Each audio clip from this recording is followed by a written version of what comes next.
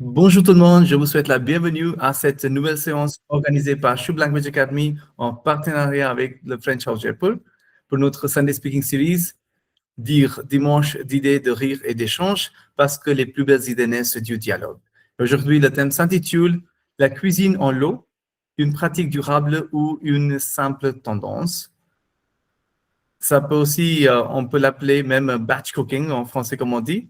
Alors, pour contextualiser un petit peu, dans un monde marqué par l'accélération du rythme de vie, la recherche d'efficacité et la prise de conscience écologique, le batch cooking ou cuisine en lot s'impose comme une pratique de plus en plus répandue. Ce concept consiste à préparer en une seule séance plusieurs repas à l'avance pour la semaine. Bien que souvent présenté comme une tendance récente liée aux réseaux sociaux et au mode de vie urbain, le batch cooking est en réalité, on va voir ça, un processus ancien, déjà pratiqué dans de nombreuses familles afin d'optimiser le temps et les ressources. Aujourd'hui, cette méthode répond à plusieurs enjeux contemporains. Elle permet tout d'abord un gain de temps considérable, particulièrement apprécié par les actifs et les familles. Elle contribue également à une meilleure organisation, à la réduction du gaspillage alimentaire et à une alimentation plus équilibrée puisque les repas sont planifiés à l'avance.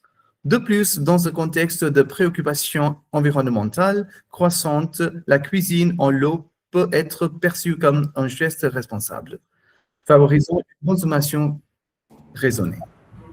Cependant, cette pratique soulève aussi certaines interrogations. Peut-elle réellement s'adapter à tous les modes de vie? Ne risque-t-elle pas de limiter la spontanéité ou le plaisir de cuisiner au quotidien? Certains estiment également que le batch cooking exige du temps, de l'espace et une organisation rigoureuse, ce qui peut représenter un frein pour certains foyers. Ainsi, le batch cooking apparaît à la fois comme une solution pratique et comme un sujet de débat. Est-il un outil durable répondant aux défis actuels ou simplement une tendance passagère dictée par les nouvelles habitudes de consommation? Alors, qu'est-ce que vous en pensez?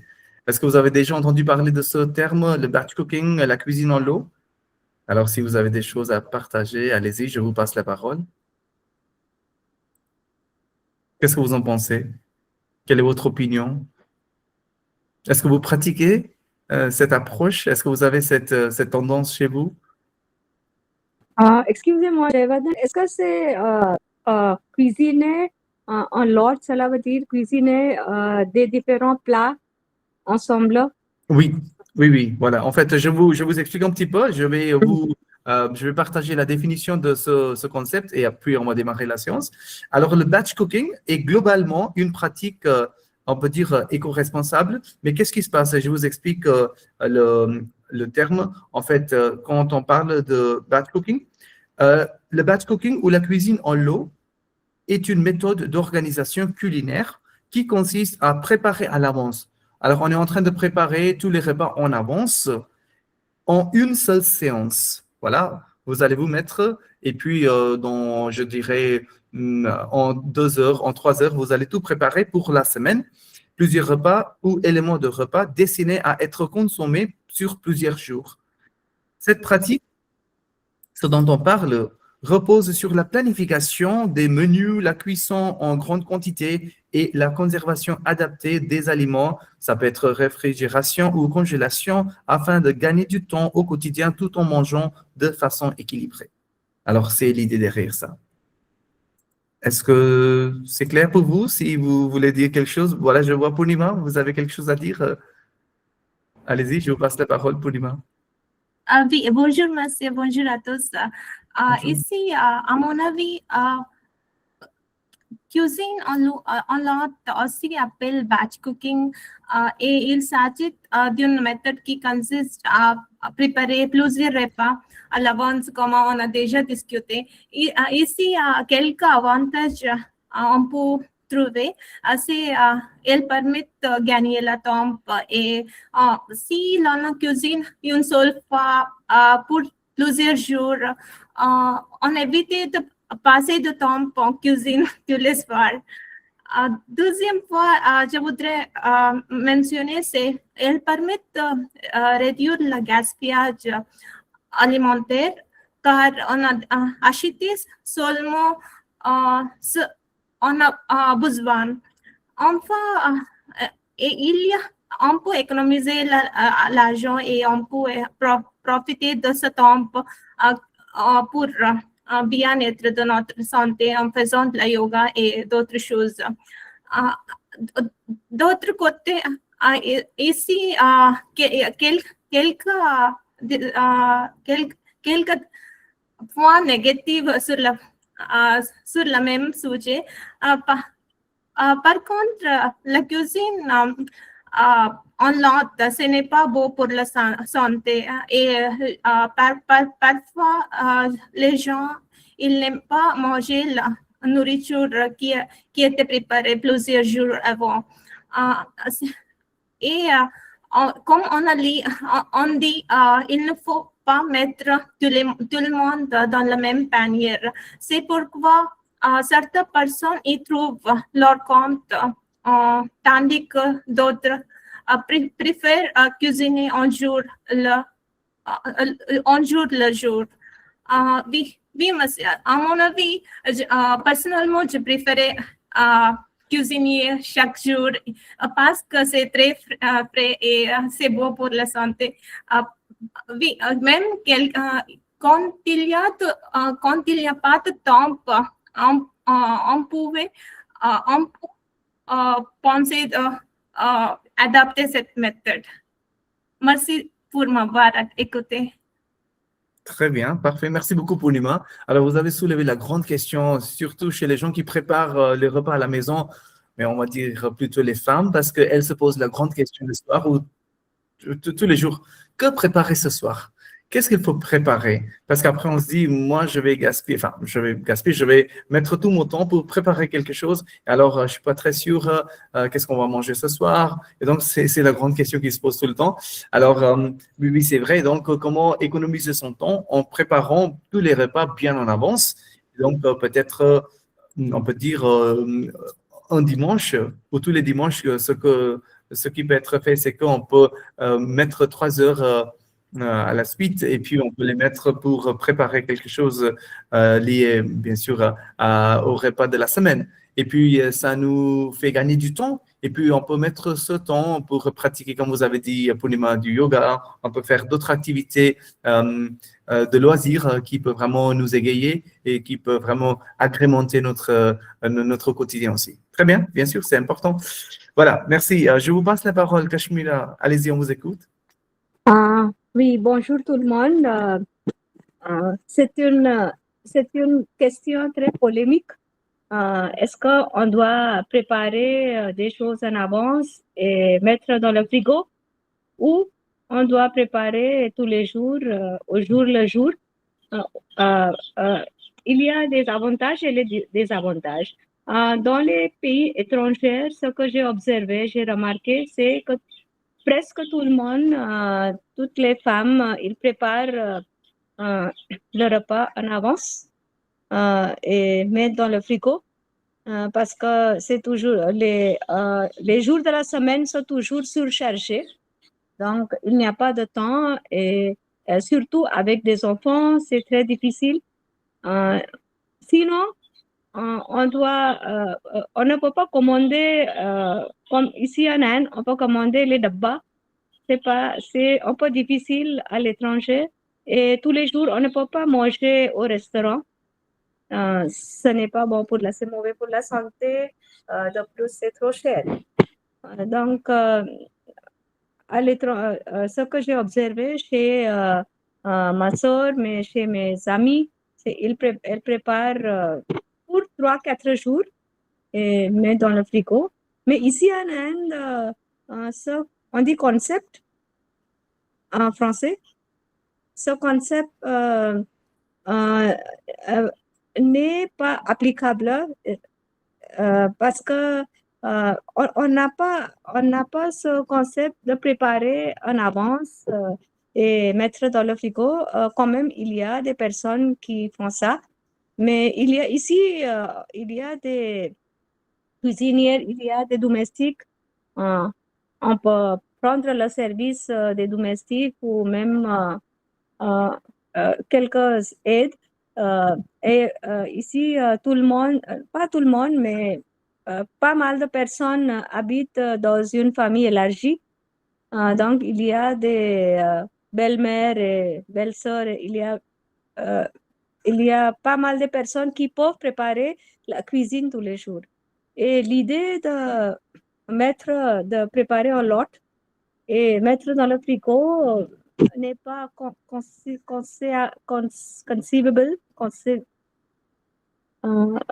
Quel est le mot pour conceive? On a concevable. Non, concevable. Oui, c'est pas concevable. Même ici, dans ma maison, maintenant, on est juste les deux, mais mon mari, il ne préfère pas manger comme ça. Tu prépares ou tu commandes quelque chose aujourd'hui, fini aujourd'hui. Pas demain aussi. Au moins, vous pouvez manger la même chose demain pour un jour ou pour un repas. C'est tout. Donc, ici, l'idée, c'est toujours manger frais, manger bio, manger frais. Mais si on n'a pas le temps, on peut préparer, c'est mieux que préparer un lot et préserver dans le frigo au lieu de commander des restaurants parce qu'on ne sait pas quel matériel ils utilisent. Donc, c'est toujours mieux de préparer un lot. Mais à mon avis, c'est toujours mieux de préparer au jour le jour le repas. Si vous avez le temps. Merci. Très bien, merci beaucoup Kashmira. Alors, bien sûr, vous nous parlez des situations et ça dépend de la situation en fait. Vous parlez qu'il y a des gens qui sont vraiment pressés, des familles où tout le monde travaille et s'il y a des gens qui peuvent vraiment cuisiner chaque jour, c'est formidable parce qu'on mange des repas frais. Mais quand les gens sont occupés, peut-être ils vont, comment dire, congeler, ils vont utiliser les repas surgelés. Alors, ça, c'est un cas un petit peu différent, mais ça se pratique en Inde ou ça se pratique en Inde parce que des fois, on dit que ce n'est pas quelque chose de nouveau. Ça existait même en Inde avec tout ce qui est le côté, on peut dire, les achars, les pickles, les cornichons et même avec d'autres produits que nos grands-mères, elles préparaient. À l'époque, je crois que c'était pas le problème, c'était pas le manque de temps, mais en fait, c'était les problèmes liés avec la saison où il y avait une pénurie et donc vraiment, il fallait tout préparer à l'avance parce qu'on ne savait pas comment les conserver. Et donc, c'était le cas, mais ça existait toujours, je crois, mais à l'époque, il y avait des raisons différentes. Aujourd'hui, on est tous pressés. Comme vous avez dit, que c'est mieux comment dire, avancer avec les repas qu'on prépare en lot, c'est-à-dire batch cooking, au lieu de commander en ligne ou bien manger à l'extérieur parce que c'est pas de la bonne qualité. Et de plus, les ingrédients, ce qu'ils utilisent, peut-être, on ne sait pas si c'est de la qualité ou pas. Donc, c'est très, très important de faire attention à ça. Très bien. Merci. Je passe la parole à vous, Mossem. On vous écoute. Allez-y. Bonjour à tous. Monsieur, je vais donner mon point de vue sur ce sujet, mais je suis très loin de cuisiner. J'aime seulement manger. C'est toujours ma femme qui est plutôt intéressante en cuisiner, mais comme Karishma ji, elle a dit que de nos jours, et c'est pas seulement de nos jours, en avant aussi, en Europe, il y a beaucoup de pays, il manque de temps parce que les deux gens qui sont dans la famille, ils préparent le repas en avance, plutôt le week-end. Alors, ces dernières années, on parle beaucoup à propos de ce sujet batch cooking, pas seulement dans les foyers, mais aussi dans médias, les médias de social media. Elle consiste à préparer, comme on a déjà discuté, à une seule session de cuisine, plusieurs repas destinés à être consommés tout au long de la semaine. On peut dire qu'on prépare tout en avance et pour les autres jours pendant la semaine, on peut l'utiliser. Je pense que c'est une très bonne manière ou c'est une très bonne solution pour gagner du temps, mais aussi une meilleure gestion de budget. Je ne sais pas si vous êtes d'accord, parce que quand on prépare quelque chose ensemble pour, je ne sais pas comment expliquer, mais c'est quelque chose, on vient avec tous les choses ensemble et on prépare pour tous les gens qui sont là. On peut aussi dire que cela est la lutte contre le gaspillage alimentaire. Cette pratique peut renforcer l'organisation familiale et encourager des repas plus réguliers et équilibrés. Néanmoins, la cuisine en lot n'est pas adaptée comme on a déjà parlé en Inde. La plupart des gens, ils préparent chaque jour. Si je compare auparavant, seulement les hommes qui travaillaient, mais maintenant, c'est la plupart des gens dans les foyers, la femme aussi, elle travaille et par exemple chez nous, la cuisine en lot n'est pas une mode, on peut dire en Inde. Non, c'est plutôt la culture de cuisiner frais. Pour certains gens, cette manière, peut-être, on peut aussi dire que c'est le risque de monotonie alimentaire aussi, parce que nous aimons préparer chaque jour et ça continue toute la semaine. Alors, tout le monde aussi, on peut dire, ne dispose pas d'un grand réfrigérateur ou je ne sais pas, du temps nécessaire pour pratiquer la cuisine en lot. Non, alors je voudrais dire à la fin que la cuisine en lot n'est pas quelque chose, c'est pas quelque chose de mauvais et si on compare avec manger frais. Si les plats sont bien conservés, si les plats sont consommés rapidement et peut-être préparés avec des ingrédients de qualité, elle reste une option saine et pratique. Cependant, la cuisine fraîche demeure idéale sur le plan nutritionnel et car elle préserve mieux les vitamines quand on parle, non, la qualité des aliments et ainsi la meilleure solution peut-être on peut choisir entre les deux, mais de les combiner intelligemment. Ok, c'est ça de mon côté. Merci. Très bien, merci beaucoup, Monson. Oui, vous avez présenté une approche assez équilibrée entre les deux. Et ce dont vous parlez, vous avez partagé que c'est aussi une aventure parce que chaque soir, on se pose la question qu'est-ce qu'on va préparer. Et ça, c'est vraiment un remue-ménage et qu'on se pose la question et après, on va préparer. Et si c'est déjà préparé à l'avance, ça peut aussi être quelque chose comme vous avez dit, monotonie. Et donc, ça va mener vers la monotonie, que ça va être quelque chose de banal pour nous. On ne va pas vraiment s'intéresser à prendre plaisir. Voilà. Et de plus, il y a un coût qui vient avec quand on va congeler, on va préserver, on va conserver ces aliments-là. Alors, avec les boîtes, avec ces appareils. Donc, il faut penser à ça aussi. Très bien. Merci beaucoup, Monson. Voilà, je passe la parole à vous, Lakshmi, on vous écoute. Bonjour, professeur. Bonjour, tout le monde. Tout d'abord, la cuisine en lot est une pratique très utilisée dans la restauration collective, à mon avis. Ensuite, elle permet de gagner du temps et de réduire le gaspillage alimentaire. De plus, cette méthode aide à mieux organiser le travail en cuisine. Cependant, certains pensent que la qualité des plats puisse diminuer. Elle permet aussi de servir un grand nombre de personnes.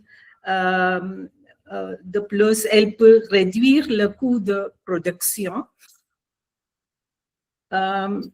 mais des avantages comme le goût peut être moins authentique. Elle demande une bonne gestion du stockage. Si les règles d'hygiène ne sont pas respectées, il y a des risques sanitaires. Il est important que les chefs respectent les règles d'hygiène et de fraîcheur. Ainsi, la cuisine en lot peut être durable si elle est bien planifiée. Ce n'est pas seulement une tendance, mais une solution adaptée aux besoins actuels. Pour conclure, il est essentiel que la cuisine en lot soit pratiquée de manière responsable et durable. C'est tout, professeur. Merci. Très bien, merci beaucoup Lakshmi. Oui, tout à fait. En fait, vous parlez de la gestion, surtout de stockage, ce qui est très, très nécessaire. Et de plus, le risque sanitaire, des fois on oublie, mais il ne faut pas consommer les choses qu'on a préparées il y a 3 jours, 4 jours, mais il faut bien faire attention à les conserver, bien sûr avec les congélateurs ou bien des réfrigérateurs. Sinon, ça peut être quelque chose de problématique pour nous. Et il peut aussi avoir une intoxication alimentaire. Donc, il faut faire attention à ça. Très bien. Oui, Chandni, on vous écoute. Allez-y, je vous passe la parole.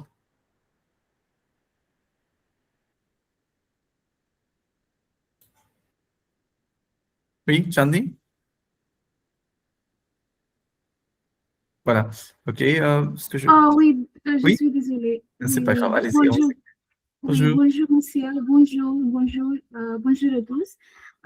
Aujourd'hui, de plus en plus de personnes adoptent la cuisine en lot, aussi appelée batch cooking.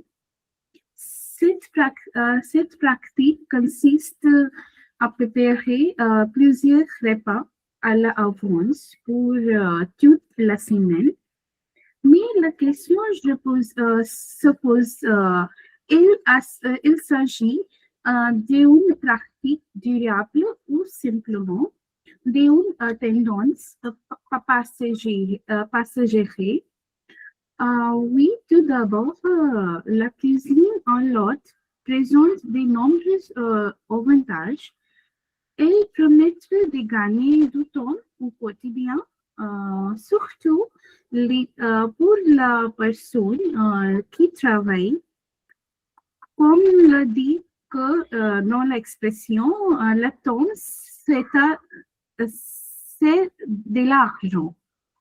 C'est signifié en cuisine et ça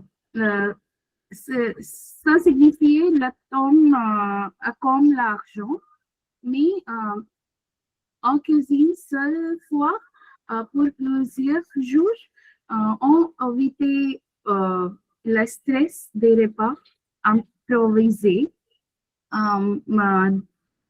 De plus, cette pratique favorise une alimentation plus équilibrée. Oui, on planifie des repas à l'avance, on limite la consommation des plats et aussi on veut dire que l'expression mieux vaut prévenir qui guérir. C'est une bonne expression qui ça veut dire l'expression bonne alimentation est très essentielle pour la santé. Et aussi, en Inde, je pense que je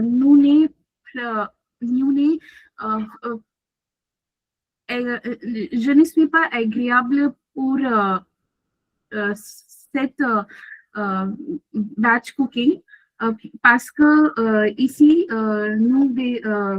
je suis habituée pour faire la consommation fraîche et nous utilisons oui, à la même temps, nous n'utilisons pas l'alimentaire qui nous déjà utilisent. Et aussi, la cuisine, c'est également écologique et économique. Elle réduit le gaspillage alimentaire car on utilise ingrédients de manière. Comme le dit autre expression, rien ne se perd, rien ne se crée, tout se transforme. C'est aussi une expression. Cependant, certains pensent que la cuisine en lot, c'est une simple tendance qui est très popularisée par les réseaux sociaux. Pour eux, cette méthode démontre de l'organisation du temps, c'est ce qui peut être difficile à maintenir sur le long terme parce que tout ce qui brille, ce n'est pas or. Cette pratique n'est convenue par tout le monde. Pour conclure, même si pour conclure, mon avis, ce n'est pas une mode,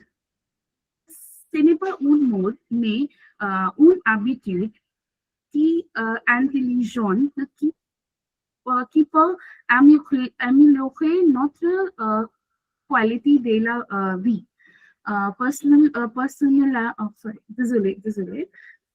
Personnellement, j'aime cuisiner et je aussi pense, à mon avis, ce n'est pas mode. Chaque personne préparer leur cuisine par eux. Merci. Merci pour votre attention. Bonjour. Très bien, merci beaucoup Chandani. Super, très bien. Vous avez bien parlé sur ce thème d'une façon assez claire. Très bien. Merci. Avant de passer la parole à vous, Smitaji, Meenakshi, Janet, j'aimerais bien vous projeter une petite vidéo que je vous ai choisie, juste pour vous montrer. Pratiquez-vous le batch cooking. Alors, cette pratique, on va développer un petit peu plus cette idée et puis on va vous écouter. Alors, regardez. Crise énergétique ou inflation, on est tous à la recherche de bonnes idées pour faire des économies, et particulièrement en cuisine. Oui, voici une vieille méthode devenue tendance depuis quelques années et qui peut vous faire gagner jusqu'à 9% sur la facture d'énergie tout en limitant le gaspillage. Le batch cooking, c'est son nom et c'est avec Styliana Pavé, Stéphane Matuchet. Poivron, poireaux ou poulet. Pour Delphine, il est temps de faire une liste des menus de la semaine. Je fais d'abord le point sur tout ce que j'ai dans le frigo à utiliser dans la semaine impérativement. Donc des produits qui se périment, des légumes qui sont plus très beaux par exemple, comme ceux-ci. Et puis après je complète en faisant les courses. Une organisation une fois par semaine qui permet à cette maman de cuisiner en 3 heures tous les repas pour sa famille de 4. Une méthode anglo-saxonne appelée le batch cooking, ou la cuisine par l'eau, qui présente plusieurs avantages. Le batch cooking, j'ai commencé il y a 3-4 ans. Quand je me lançais un peu dans une démarche zéro déchet, c'était vraiment pour éviter de gaspiller, essayer de faire moins de courses, consommer mieux aussi, consommer local. Poulet basquez, burritos, lasagne ou quiche lorraine sont élaborés au même moment. Fini le poireau qui traîne au fond du frigo, moins de gaspillage alimentaire pour une cuisine plus saine, mais aussi une économie d'énergie. Dans la casserole, le riz cuit avec des épinards et une fois le four monté en température, les plats sont mis ensemble. On peut faire même du sucré. Ici, il n'y a que du salé, mais on peut faire du sucré et du salé. Les odeurs ne se transposent pas. Moi, je trouve que c'est vraiment intéressant de profiter de la cuisson multiniveau pour les cuissons. Ça, c'est clair qu'on fait des économies d'énergie. C'est indéniable, en fait. Car en faisant du batch cooking, au lieu de cuisiner tous les soirs, Delphine réalise une économie de 9% sur sa facture d'énergie. Un gain équivalent à l'éclairage de son foyer Et si elle manque d'idées, les livres de recettes sont nombreux. Traditionnel, végétarien ou allégé, le batch cooking rencontre un vif succès grâce à une Française.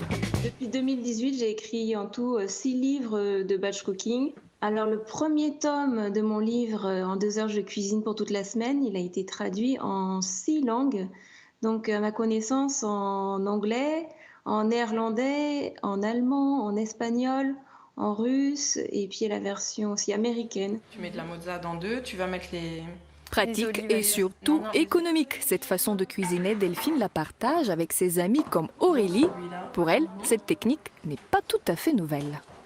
Ça a été mis au goût du jour, peut-être par rapport à nos vies un peu à 100 à l'heure, mais finalement c'est quelque chose que faisaient déjà nos grands-mères et c'est quelque chose quand même qui existe depuis très longtemps.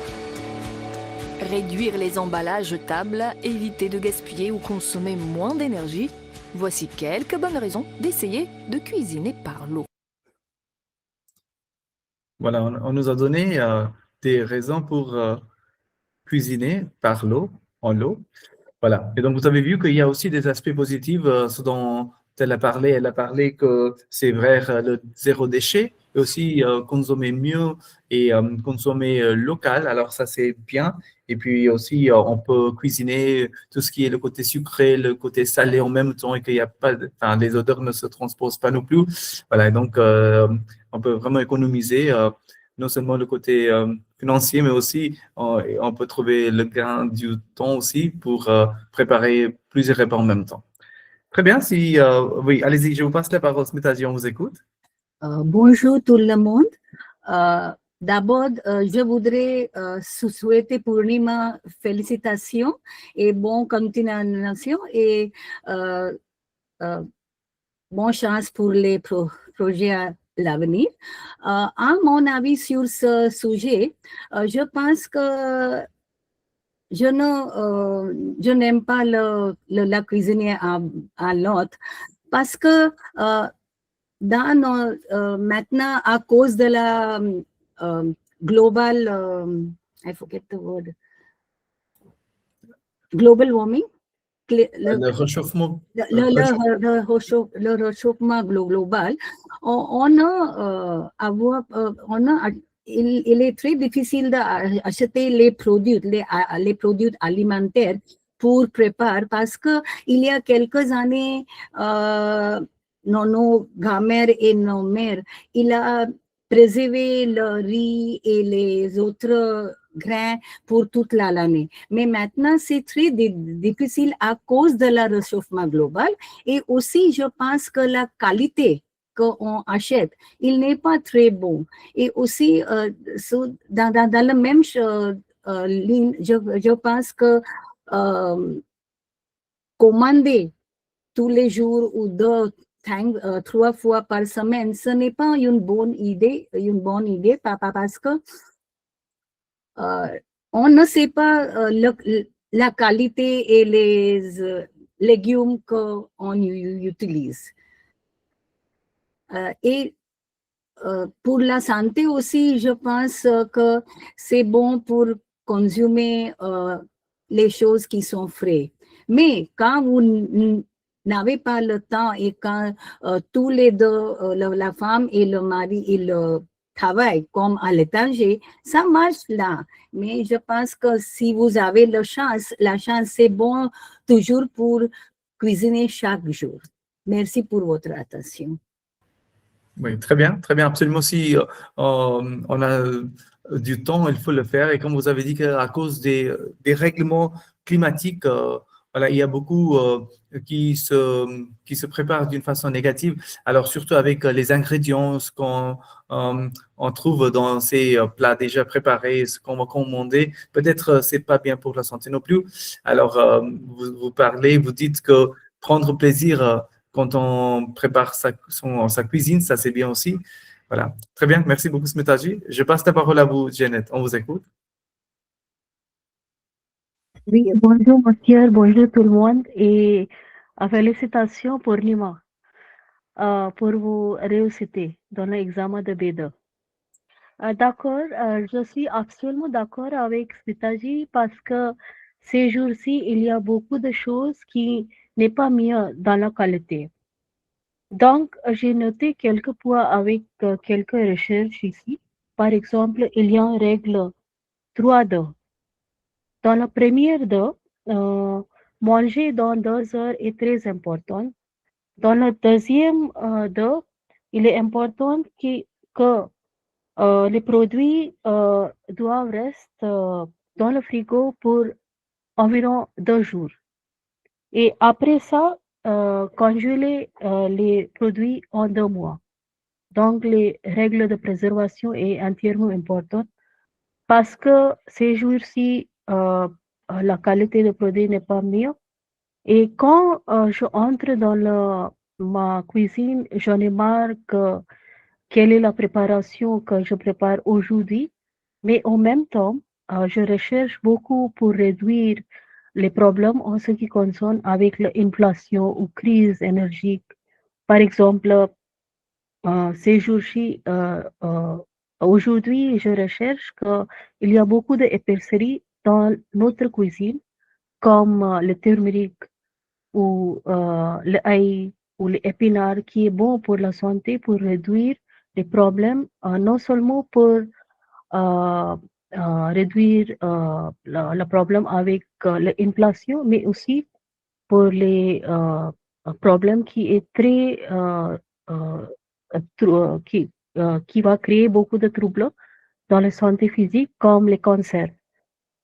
Donc, ces épinards est absolument resté dans nos cuisines. Donc, réduire la qualité des carbs et sucrés est aussi important en même temps. Donc, d'après moi, la préservation par batch cooking n'est pas une option qui est très mieux parce que je suis d'accord avec Smitaji et d'autres personnes ici aussi que les préservations n'est pas la solution, mais peut-être cuisiner de temps en temps avec la qualité mieux est très important. Merci beaucoup de m'écouter. Merci. Très bien, merci beaucoup Janet. Alors, vous nous parlez de 3D, c'est intéressant, 3D. C'est bien 2 heures, 2 jours et 2 mois. On fait attention à ça. Très bien, merci. Super, super. Je vous passe la parole à Meenakshi. Allez-y, on vous écoute. Bonjour à tous. J'ai noté quelques points à partager. Selon Ayurveda, on est recommandé de consommer la nourriture au sein de 3 heures de préparation pour la meilleure assimilation des nutriments. C'est-à-dire, il faut préparer chaque repas fraîchement et la consommer immédiatement après la préparation. Mais est-ce que c'est pratique aujourd'hui? Surtout quand on travaille pendant la semaine? Franchement, non. En fait, faire la cuisine quotidiennement est devenu une activité dure.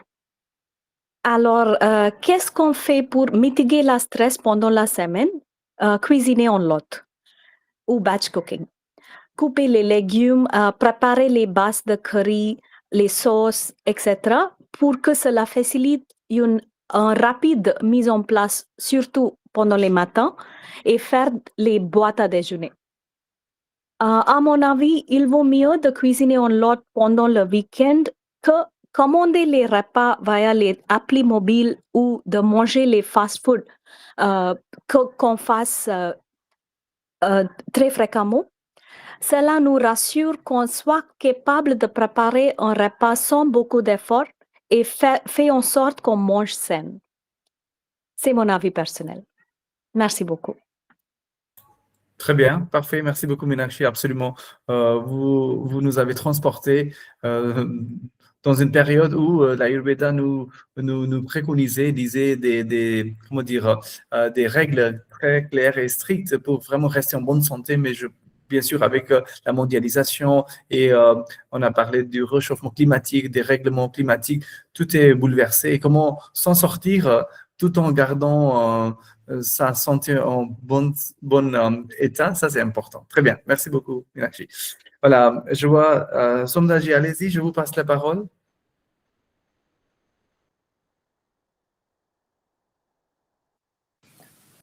Bonjour tout le monde. J'ai écouté presque tout le monde. Ce qui m'intéresse plutôt, c'est concernant le gaspillage. Selon moi, pourquoi pas organiser ou bien créer des banques d'alimentation? Car je crois qu'il y a des associations locales qu'on pourra nous aider. Comme ça, on peut éviter le gaspillage. Deuxièmement, je crois qu'il s'agit du partage parce qu'il y a beaucoup de personnes sous-privilégiées, démunies, etc. On pourra organiser quelque chose comme ça pour éviter le gaspillage. Encore, troisièmement, je crois qu'on pourra fabriquer des engrais naturels aussi avec ça. Car en Inde, tout le monde sait que faire la cuisine, ça prend du temps. C'est pas comme en Europe ou d'autres pays. Donc, je crois que ça consomme beaucoup d'énergie, beaucoup de temps. Donc, il s'agit de la gestion du temps. Et aussi l'économisation des ressources, car nous savons maintenant qu'il n'y a pas assez de ressources pour tous. C'est un grand problème. Donc là, je crois que c'est un atout en ce qui concerne le batch cooking. Mais comme Madame Meenakshi a dit, il s'agit de la santé aussi. Donc,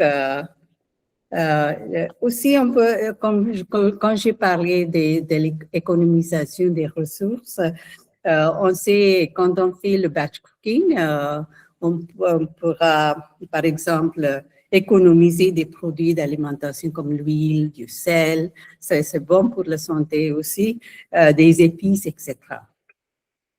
Et de ce côté, la santé est également supérieure, n'est-ce pas? Et néanmoins, il y a des problèmes. La santé est en question quand on parle de batch cooking, comme Madame Meenakshi a dit, parce que surtout pour des non-végétariens, parce qu'on ne peut pas conserver de la viande, des poissons, etc. pour une semaine. Ça posera des problèmes de la santé. Et c'est ça pour moi. Merci. Très bien, merci beaucoup Somdaji. En fait, c'est vrai que tout ce qui reste, faut pas jeter, faut pas gaspiller. Donc, on peut créer, on peut vraiment on peut transférer ces produits alimentaires dans ces banques alimentaires pour aider les gens défavorisés, démunis. Et puis aussi, le concept de partage, ça c'est bien. Comme ça, on va avoir une grande variété de repas. De plus, on ne va pas gaspiller non plus. Et puis, vous avez bien parlé de ce que c'est le côté, je dirais plutôt à travers, comment dire, les épices qui ont cette approche comme les médicaments. Ça, c'est important parce que, bien sûr, curcuma ou bien d'autres cumin, d'autres ingrédients, d'autres épices qu'on utilise, quand elles sont fraîches, c'est vraiment comme les médicaments pour nous. Mais bien sûr, quand on va les congeler, ça change la nature et les vertus de ces ingrédients-là. Alors, il faut en profiter. Mais bien sûr, la situation actuelle, ça nous pousse à adopter des fois des tendances comme batch cooking. Merci beaucoup. Voilà, je vois Fatima. Allez-y, Fatima, je vous passe la parole. Merci, monsieur. Bonjour, monsieur, et bonjour à tous. Tout d'abord, félicitations et bonne chance à vous. Oui, c'est un sujet très intéressant. Merci à vous, monsieur, pour choisir ce sujet pour parler. Oui. La cuisine en lot, qui consiste à préparer à l'avance plusieurs repas destinés à être consommés sur plusieurs jours et souvent présenté comme une solution pratique et moderne de nos jours. Oui. Tout d'abord, la conservation prolongée des aliments peut poser des problèmes sanitaires, je pense. Même lorsqu'ils sont réfrigérés, certains plats cuisinés perdent progressivement leur qualité nutritionnelle, notamment les vitamines sensibles à la lumière et aux tempes. Oui, ensuite, la cuisine en lot peut encourager une alimentation déséquilibrée en répétant les mêmes plats sur plusieurs jours. les individus réduisent la diversité alimentaire pourtant essentielle à une bonne santé. Et après ça, cette pratique peut avoir un impact psychologique négatif aussi. Bien que la cuisine en lot offre un gain de temps appréciable, elle peut présenter des risques pour la santé lorsqu'elle est mal ancrée. Il y a notamment, vous voyez, monsieur, il y a deux choses qui sont un peu positives pour tout le monde. Premièrement, vous pouvez gagner du temps dans cette pratique. Et après ça, si vous voyez, auparavant, il y avait beaucoup de temps pour les femmes pour cuisiner tous les jours.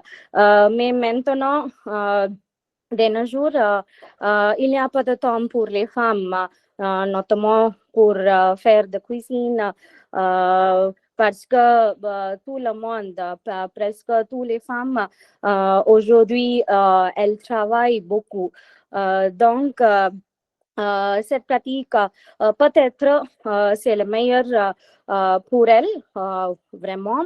En conclusion, bien que la cuisine en offre un gain de temps appréciable, elle peut présenter des risques pour la santé lorsqu'elle est mal ancrée. Une attention particulière à la variété des repas, aux méthodes de conservation et à l'équilibre nutritionnel est indispensable afin d'éviter que cette pratique ne devienne préjudiciable au bien-être physique et mental. Merci beaucoup à votre attention. Très bien, bravo, merci beaucoup Fatima. Alors, vous avez présenté votre idée à propos de cette pratique d'une façon équilibrée. Et c'est vrai qu'aujourd'hui, on est tous pressés, tout le monde travaille. Et donc, si on le fait, c'est des fois, c'est pas par choix, c'est par l'obligation. Voilà, très bien. Merci beaucoup. Voilà, Smitaji, allez-y. Oui, un petit point, je voudrais ajouter. Aussi, pour les raisons scientifiques, il y a la croissance des bactéries aussi sur la nourriture et je pense que, et je suis sûre que ce qu'on consomme, ce qu'on mange, il définitivement affecte notre santé et notre santé mentale aussi. Et c'est très important. C'est très important. Je pense qu'après quelques années, il est très important ce qu'on mange, ce qu'on consomme, c'est très important. Merci pour votre attention. Tout à fait, très bien, merci. En fait, ça me fait penser à cette expression, vous avez raison, qu'on devient ce qu'on mange, parce que c'est notre mentalité, c'est notre façon, c'est pour ça il y a plusieurs types de repas, et donc selon notre nature, notre attitude, notre personnalité, on choisit. Très bien, merci beaucoup. Alors, je vous ai préparé une autre petite vidéo qui s'intitule « Cette maman prépare tous ses repas le dimanche ». Alors, on va continuer. Voilà. Là. Ok, je vais partager mon écran. Voilà, hop. Ok, cette maman prépare tous ses repas le dimanche. On va regarder une journée. Voilà, vous avez vu le grand marathon chez elle. Voilà, donc chacun a sa façon différente et quand on voit sa journée avec ses deux enfants et elle doit même passer du temps avec eux et qu'elle elle est très contente de passer du temps avec ses enfants. Mais bien sûr, elle prépare le dimanche matin. C'est un petit peu difficile pour elle, mais elle prend plaisir quand on fait ça. Très bien. Bon, je vais partager ce lien de cette vidéo avec vous. Et maintenant, comme d'habitude, je vous montre rapidement quelques termes que je vous ai préparés pour ce concept de batch cooking. Voilà. Alors, batch cooking, la cuisine en lot. Voilà. Qu'est-ce qui se passe? On voit planification alimentaire stratégique. c'est-à-dire organisation anticipée des repas sur une période donnée afin d'optimiser le temps, le budget et l'équilibre nutritionnel. Par exemple, établir un menu hebdomadaire avant les courses pour éviter les achats superflus. Voilà, donc c'est quelque chose de positif. Sinon, on finit par acheter des produits. Des fois, on n'a pas besoin de les acheter et c'est vraiment un gaspillage, quoi. Puis, rationalisation des ressources culinaires, c'est-à-dire utilisation optimisée des ingrédients, de l'énergie et du matériel de cuisine.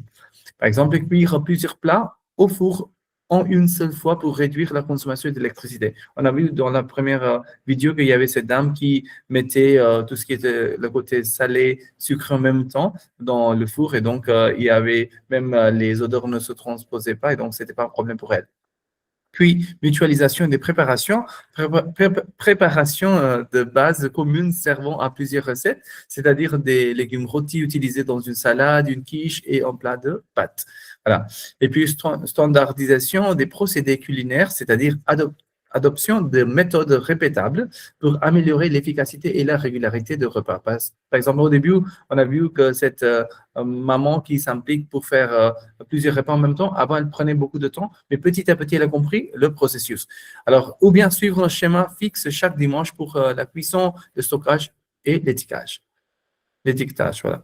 Et puis, optimisation temporelle, c'est-à-dire réduction du temps consacré quotidiennement à la préparation des repas, réchauffer un plat préparé en 10 minutes après une journée de travail. Anticipation logistique, c'est-à-dire prévision des besoins alimentaires en fonction des contraintes personnelles et professionnelles. Par exemple, adapter les portions selon les jours de télétravail ou de déplacement. On peut vraiment faire en fonction de sa journée. Et puis, sécurisation alimentaire. Qu'est-ce que cela veut dire? C'est la garantie de repas disponibles, sains et équilibrés à tout moment. Par exemple, avoir des plats prêts au congélateur pour éviter la restauration rapide. Ce dont on a parlé, ça c'est quelque chose de très important, comment éviter la restauration rapide. Puis aussi, gestion des flux alimentaires, cela veut dire organisation de l'entrée, de la transformation et de la consommation des aliments. Par exemple, utiliser d'abord les plats les plus anciens pour éviter le gaspillage. Ça, on peut faire. Et puis, conservation optimisée, c'est-à-dire technique visant à prolonger la durée de vie des aliments sans altérer leur qualité. Par exemple, stocker les plats dans des contenants hermétiques en verre. Voilà, hermétique, vous comprenez? Voilà, et donc, airtight, ça va vraiment les aider on peut les conserver pour une durée assez longue. Et puis, démarche éco-responsable, explication, c'est-à-dire pratique culinaire visant à réduire l'impact environnemental. Par exemple, limiter les emballages et privilégier les produits de saison. Puis, nous avons aussi approche nutritionnelle raisonnée, c'est-à-dire élaboration de repas équilibrés selon les besoins physiologiques, associés systématiquement protéines, fibres et glucides complexes. Et puis, nous avons aussi, on a parlé de charge mentale alimentaire, pression psychologique liée à la gestion quotidienne de repas. Alors, le batch cooking diminue le stress lié à la question quotidienne, que manger, que préparer. Vous voyez, donc c'est la grande question qu'on trouve chez les personnes qui cuisinent. Après, on a aussi la flexibilité culinaire contrôlée.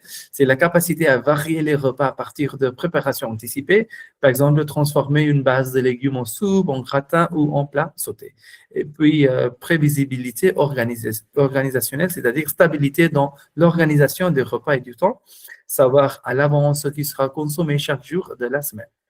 Et à la fin, réappropriation des pratiques alimentaires. Retour à une cuisine consciente, réfléchie et maîtrisée. Par exemple, cuisiner soi-même plutôt que dépendre des plats industriels. Voilà. Alors, pour terminer, on peut dire qu'il faut bien manger, il faut rester en forme. Ça, c'est très, très important pour nous, pour avancer dans notre vie. Si vous avez quelque chose à dire, je ne sais pas, Poulima, vous voulez dire quelque chose? Oui, je voudrais remercier Madame Smitaji et Madame Janet pour le message et particulièrement parce que cela aurait été très difficile pour réussir l'examen de BED. Et c'est pourquoi je recommande vivement les cours de tous les niveaux de DELF de la Shubh Language Academy parce que où nous fournir tous les matériaux et où aussi tous les conseils pour réussir l'examen tous les niveaux del fédéral. Merci pour tous Merci, autres merci. conseils. Merci beaucoup, Purnima. Merci et félicitations. Et en ce qui concerne les Sunday Speaking Series, on aimerait bien que vous soyez là. On va partager, on va discuter. Ça va nous aider à vraiment développer, alimenter notre connaissance à propos de ces thèmes qui sont vraiment importants. Très bien. Je vous souhaite bonne soirée. Prenez soin de vous et mangez bien. À bientôt. Au revoir. Au revoir. Merci beaucoup. Bonne soirée. Merci. À bientôt. Bonne journée.